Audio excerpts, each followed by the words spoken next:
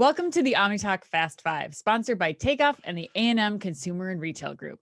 The OmniTalk Fast Five is the funniest, fastest, and most fervently insightful breakdown of all the week's top news in the world of retail, and also the podcast with the best alliteration. It's September 23rd, 2021. I am your host, Ann Mazinga. And I am Chris Walton. And we are just back from Groceryshop 2021. Yeah, we are fresh off the Vegas flight. We want to give a quick shout out and thank you to our sponsors from Groceryshop, Cleveron and Untie Knots. They made all of the content we put out, which was an extraordinary amount of content in just 5 days. Interviews with Shipt, Signified, Front Door Collective, and Cooler Screens. And they're all available right now on omnitalk.blog. So make sure you check that out. Yeah, absolutely. A huge thank you to them. Without them, all the work we did would not have been possible. And our next big show, actually, Ann, get ready. NRF 2022. Can you believe it? It's going to be almost here before, at NRF again. Yeah, it's going to be here. It's like in 3 months. It's like in 3 months.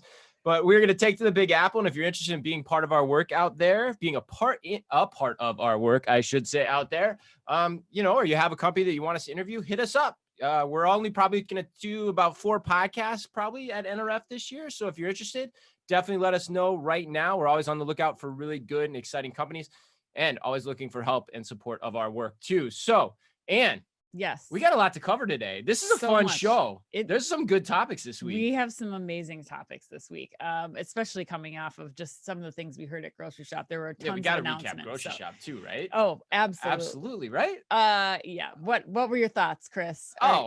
Man, I don't even know, but I mean, I think we'll probably get to it with the headlines first, but the first headlines are smack dab, right out of Groceryshop almost. So I think we should get to the headlines. All right. In today's Fast Five, we're going to discuss Amazon expanding its Palm payment option to more stores, Walmart attempting to label healthy products, Chick-fil-A's new little blue menu, and I love that. So cute. The reports, it's adorable.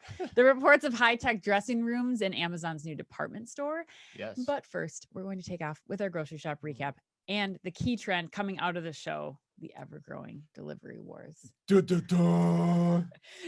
the first of, there's actually 3 major headlines that happened. But there was. The first one to cover is DoorDash announced that they're now going to be offering on-demand alcohol delivery. Yep. Second one, Shipt. They're giving away free Shipt memberships to all Visa card holders. Which we talked about with Rena Hurst on our podcast. Absolutely. Yep. And then Instacart is making its service available 24/7. Chris. Yeah. This was huge at Groceryshop. I mean, I think this is one of our biggest takeaways. What are your thoughts around all these headlines? Yeah, 100%. I mean, for me, the biggest trend coming out of the show, and granted, we've been talking about this for a while. In fact, I wrote a piece in Forbes last week called the 5 trends. What did I call it? The 5 trends retailers probably won't see coming until it's too late. Yes. And delivery disintermediation was my number 1 trend. And that was good alliteration too, for those that are paying really close attention. Delivery disintermediation. But, and the whole premise there is that there's going to be this rise of a marketplace or some type of consumer application, for lack of a better word, that we're going to start gravitating towards for quick delivery. And somebody's going to grab that. We know Amazon's, there in our mind share already, but who's the number 2? The number 2 player hasn't really emerged. And so what was really interesting about all these announcements at Groceryshop and listening to all the conversations for me was there's this idea, this new thing being thrown around called instant delivery. That was a term I had never really heard before until I went to the show. Yeah. And it was really getting bandied about, and especially by the DoorDashes. We heard the GoPuff's co-founder and CEO talk as well. And there were some interesting statistics I heard, in this whole conversation I want to share with everybody. For example, DoorDash CEO, he was up on stage and he said, when we offer alcohol, customers are 30% more likely to purchase with us. Yes. Which I think is crazy. And then another guy from Ohi, right? Which they specialize in micro warehousing for digitally native brands. So not even the food space, but he was talking about how instant delivery, even in those types of product categories, becomes very addictive. Mm-hmm. And it probably does when you think about it, because that's how we are in our nature as human beings. And so this trend for me is accelerating even faster than I thought. I still have no idea how anyone makes money on this, Ann. That's still a big question for me. But I think there are ways around that. And if people get addicted to it, they tend to pay more for things they're addicted to over time. So maybe the economics of it change too, which is part of the question that I have. But I don't know. I thought that was the biggest takeaway from the whole show about just how fast that's coming And I wouldn't be surprised if in 3 to 5 years, that second player emerges in this space. Yeah, I mean, it's something that all grocery convenience retailers have to have on their radar right now. And I think that, there's been this like tension between grocers and some of the third party delivery services like DoorDash, not giving away that data. But I think grocers are going to have to come up with some solution, even if it's a temporary one, to just at least test and see like what the demand looks like from their customers, what they need to try to build internally at some point in time, or if they're going to do that, if they just figure out a way. I mean, DoorDash doesn't have to be the source. No. It could be white label that some of these services are offering too. But I mean, I thought that to kind of go even further on a couple of these, for me, I think the cool thing about the Shipt announcement was that over half the country has a Visa card. Right. So now over half the country has access to a personal shopper. Like just in grocery right now, which is cool because of their personal shopping service. And now like what happens is that continues to expand even further. I also think that the other thing to point out is that, this expands the power of the retail media network as a way, we talk about profitability and how you become profitable when you're offering this kind of speed. And so I think that we heard a lot about that at Groceryshop, about how you are making somebody change their mind. Are they doing Coke or are they doing Pepsi at that instant moment of gratification? Which is super powerful. Absolutely. Yeah. I mean, that's the crazy thing for me. So I think, the big takeaway for me, wrapping everything up we just said is like, the space is still very new. It's very nascent. It's going to change in a lot of ways. It's going to ebb and flow. You're going to have very different partnerships start to emerge. Like you said, like DoorDash, Instacart, Shipt, they're all starting to go in the white label direction too for delivery. So it's going to be interesting to see how that whole space plays out. And the Shipt part is really interesting too. One last comment. You've got Instacart, DoorDash competing on price, essentially. Like get the stuff to my door, which I think for the most part is probably all you need. But when you start talking about grocery or even the higher end services for apparel and personal shopping, which I know you touched on last week, Shipt is taking the opposite approach. They're taking a much more personal approach to that, which I think allows them to segment themselves in that marketplace a little bit differently than, say, the other competitors. And then, of course, you've got the Gorillas and the GoPuffs and everyone else standing up their own operations vertically. So God knows how this is going to play out, but holy crap, this industry is a-changing. All right, and another related story to speed and convenience, two words people frequently confuse, by the way, but they are very, very different. They are two separate ideas. Hopefully we'll get to that a little bit too. Amazon plans to expand its palm scanning application to 60 more stores. According to Chain Store Age, Palm One, Amazon's palm payment system, or as I'd like to call it, the new 5-finger discount, is now available at over 60 stores, including Amazon Go, Whole Foods, 4-Star, and some Amazon Fresh stores.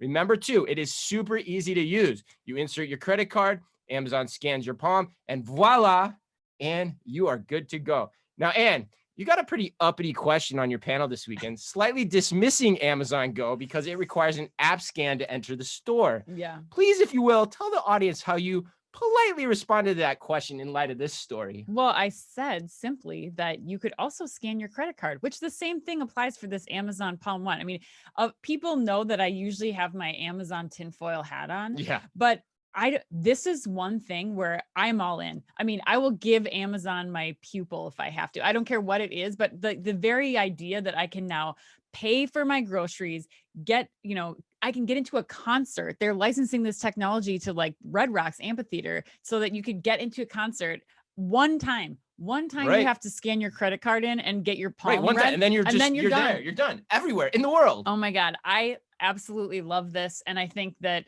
man, especially as we start to think about what are we've heard some rumors of the numbers of Amazon Fresh stores coming out. Can you imagine just being like, done, I'm getting the hell out of here? What do you think your move is? Are you like this? Are you like this? If you're listening, this is terrible podcasting right now. But if you're watching, doing it's awesome. DJ spinning for our Amazon Palm One scan. No, I totally agree. And the reason I alluded to speed and convenience, because you got that question in the recap of the grocery, which, by the way, you did an amazing job. And bookended the show. She was literally the second on-stage presenter at the show, and then she was the last presenter at the show, recapping the whole show, which is not an easy feat, everyone. And she crushed it.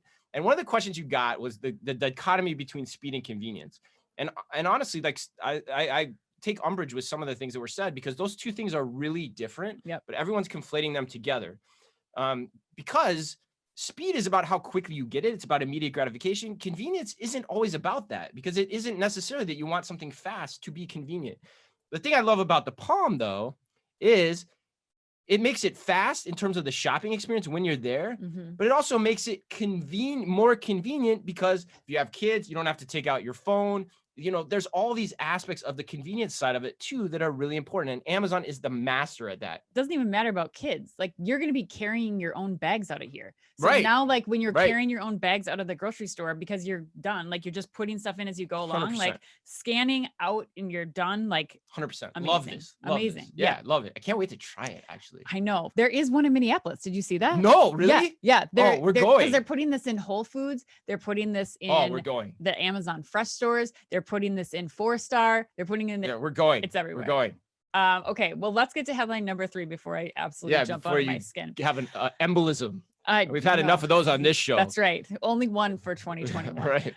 Okay, so Walmart just announced that it plans to label healthy and sustainable products on its website with a new Build for Better tag. So according to Bloomberg, Walmart will begin labeling 2,000 products, mind you. Let's think about how many SKUs are in a Walmart store. So just 2,000 products based on 2 groupings, those that are considered to be better for the consumer's health and those that are deemed good for the planet. Yeah, right. Thank you, Walmart. According to Walmart's Senior Vice President of Sustainability, Jane Ewing, she said that customers have always trusted us for our low prices, but today they also want to know that the products they buy are good for their families, the people that made them, and the planet. So sweet, isn't it? It just gives me a warm fuzzy just hearing that. Okay, but what let's get real for a second. What do you think here about this? What do I think about this? All right. Well, as someone, I've lived this actually. So as someone that I'm serious. You lived on the planet? Or what? I did live on the planet. Yes. We're all living it, really. But no, I was in charge of Target's health and wellness initiative for grocery from 2007 to 2009.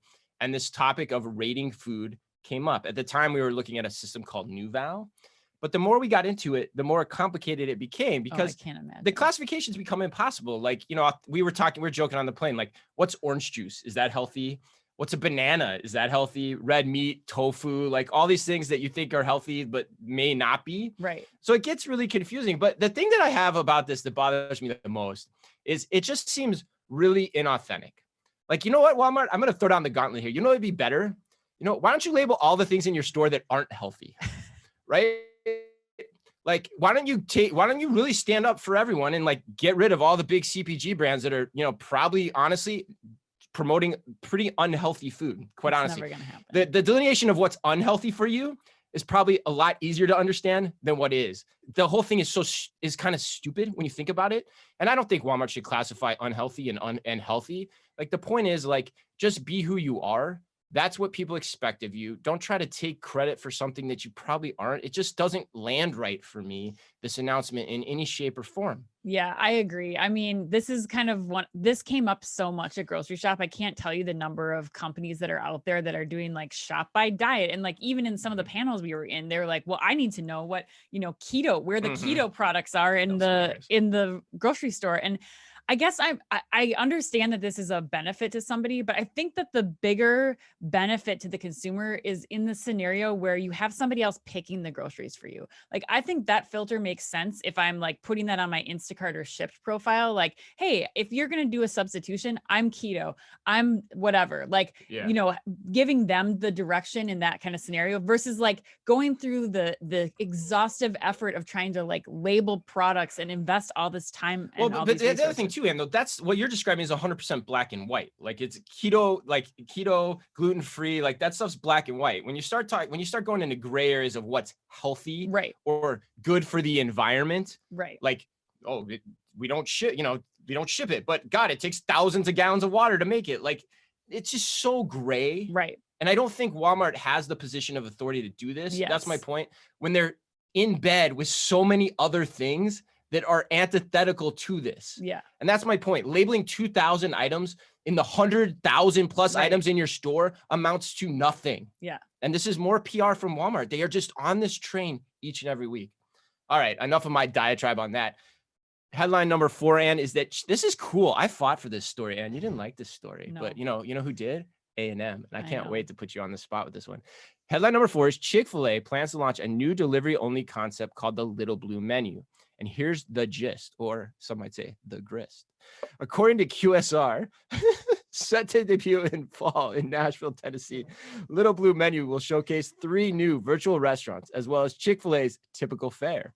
They are called Flock and Farm, Garden Day, and Outfox Wings. Chick-fil-A will deliver within a 10-mile radius around Little Blue Menu's Nashville facility, and also plans to send drivers out in hybrid electric vehicles. And like I said, I love this story, and so did A&M. And so you get the tough question today. And does Chick-fil-A have the permission to expand into adjacent businesses? And would this be the type of business you would have launched if you were the CEO of Chick-fil-A versus something more similar to their current model, but substitute chicken for something like beef or pork?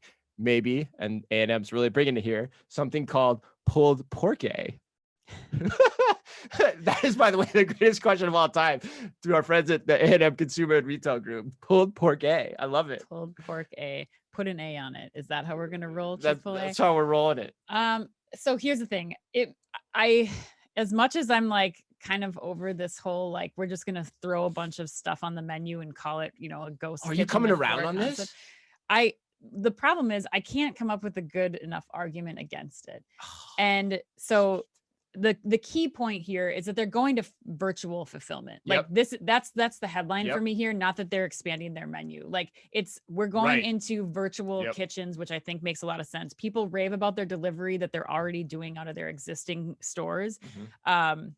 I think more choice for the customer is always a bonus. Now, the question for me, though, comes down to profitability. Like, are you going to, as a consumer, I mean, one of our favorite restaurants here in Minneapolis, like over the pandemic, they expanded beyond being an excellent burger restaurant. And now they have a shake restaurant out of there. They have a hot chicken sandwich company out of there. And they do now they're doing bowls and other things out of this concept. Red Cow. Oh, thank you. Okay, sorry. Got it. Anyway, and for me, it's like, I'm still going there because I like the burgers, and that's the primary thing. I'm ordering takeout of that same old menu. Now, to have all of the investment in, the product and having that on hand, like how many people though are going there and are ordering all of those options? It's like the Cheesecake Factory. Like you just get to this point, I think, of so much choice. And are you able to continue to make it profitable by offering all this I disagree with that psychologically. Okay. I totally disagree with that psychologically, because I think you're honestly mixing the metaphor of physical in-store shopping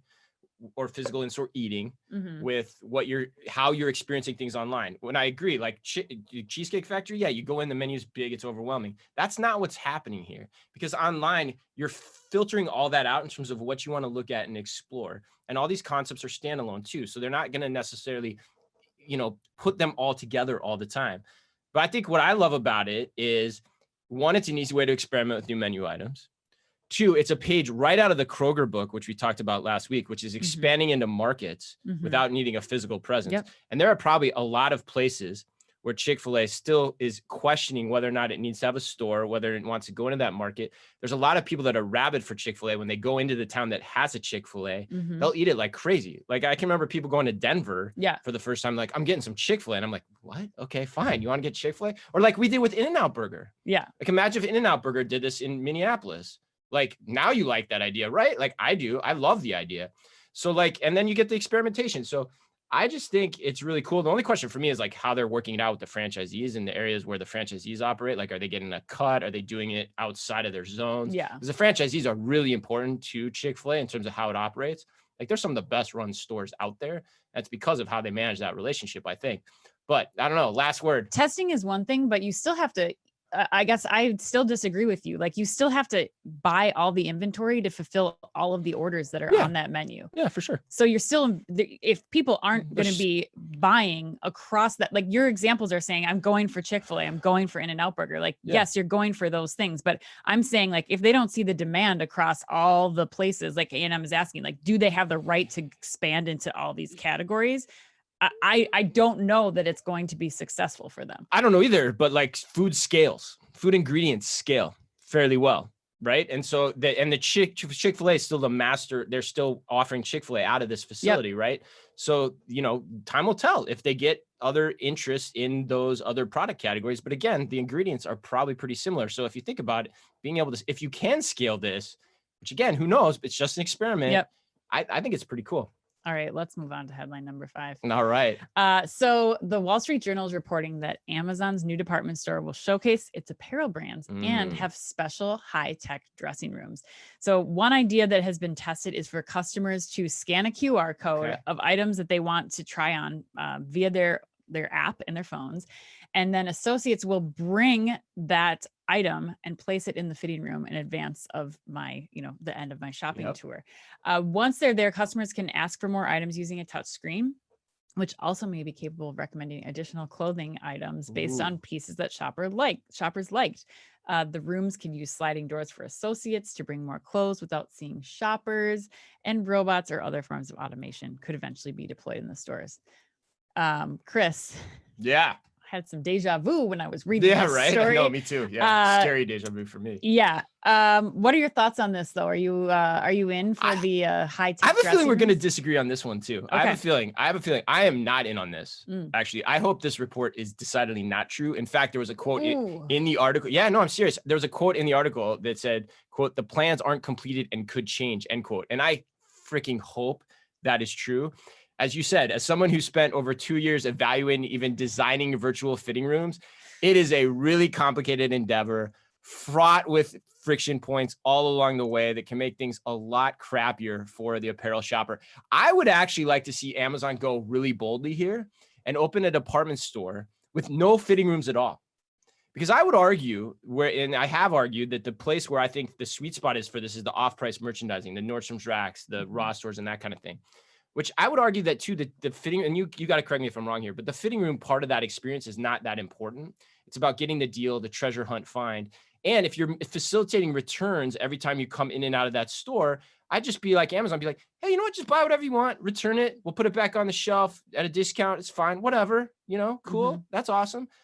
Yeah, I'm not in this. I'd like to see them go bolder with like no fitting rooms at all or something like that. Yeah. I mean, who knows? Run that experiment, right? Who knows? Who knows? Yeah. They could. I actually love this. Why? Because I think that, so seriously, you still haven't, so you have not gotten a custom shirt from Amazon yet, have you? No, I haven't Okay, yet. That's fair. So for me, what I would love about this is that you go to the Amazon store and I agree with you. Like, they don't even need to have like hundreds of items out. Like, I think that this body scan, at least for that's not a fitting me, room. That's a scanner.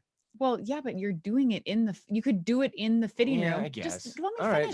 You're already jumping on me today. All right. Can you tell we've spent cranky. 6 days together? One day was side by side. food poison filled too, which Anne is a trooper for that one, everyone. But anyway, keep going. Okay, so what I think I love about this is that if you could make this a space where you could do the body scan, you could immediately like trigger them to like, these are all the things in the store that we have on set that you don't have to try on. You just are going to order this and have it shipped directly to your house, because with a certain degree of confidence that based on this body scan, these things are going to work for you.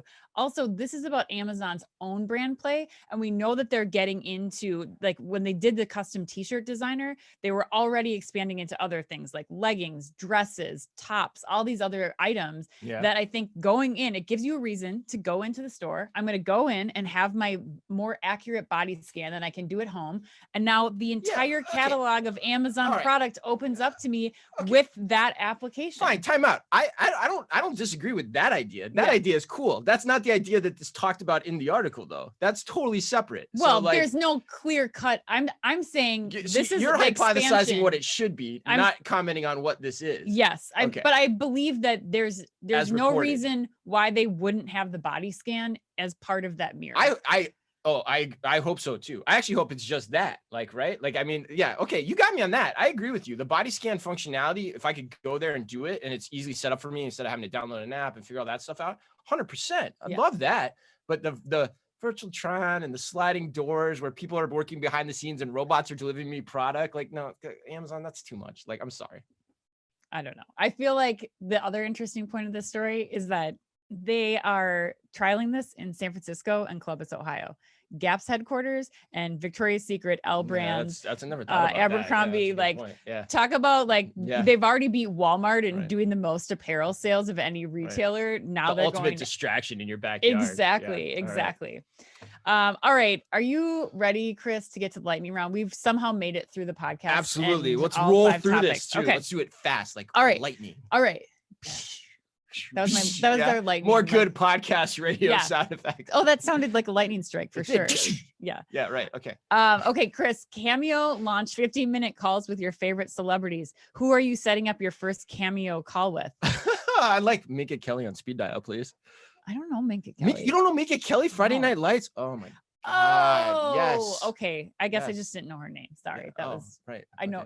All right. Well, question number 2, Ann. Claire's is starting a new subscription service, which takes us back. Ann, what was your favorite Claire's purchase? Circa, I'm guessing 1991, maybe? Okay, for sure, without a doubt, the best friend necklaces, where you got 2 broken heart necklaces that said best friends. Sometimes they even came up with like a 3 version, which was really good for me because in 1991 I had 2 best friends. We had to get the 3 part. You did? Okay, Chris, this one I loved. So somehow we were right across the strip. I know. How do we miss this? I don't know, but the National Grocers Association was holding their show at the same time Grocery Shop was going on. They had the best bagger championship, which we are finding that and going next to time it we're next going. time. Yeah. Okay, so Hy-Vee associate Ben Miller won the best bagger championship for achieving the best bagging speed, technique, shout out to Ben, weight distribution, and style.